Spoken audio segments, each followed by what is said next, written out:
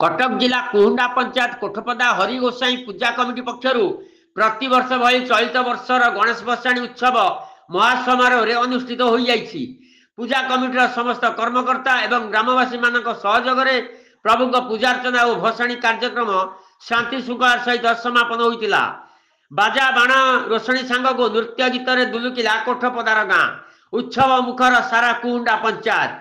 बनगुरिया Shashiprabha nursing school छकरू प्रशासन आरंभ हो बनगुरिया महाजन साही कोठपदा मठ साही कोठपदा बजार अतिक्रम करने पर विभिन्न बस्ती भितर प्रभु श्री श्री गणपति गजानन विग्रह को विरूपा नदीर हरधोबणी घाट में विसर्जन कराइथिला।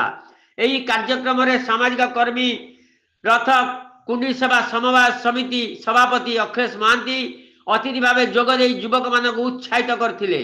सेहीपरि समाजसेवी रामचंद्र महापात्र, संगठक निरंजन मुदुली, पूर्वतन वार्ड सभ्य केदारेश्वर पुआण, युव संगठक रवींद्र पुष्टि, गणेश बिहारी बासव बेहरा, देवेंद्र जेना प्रमुख भसाणी उत्सव में जोग देइथिले।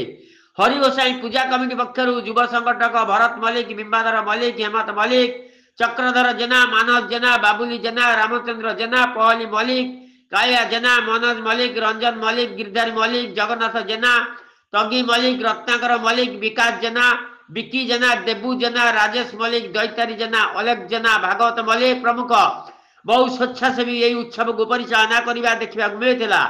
कटक जिला मांगारू शरद कुमार सिंह, न्यूज ओडिशा 65।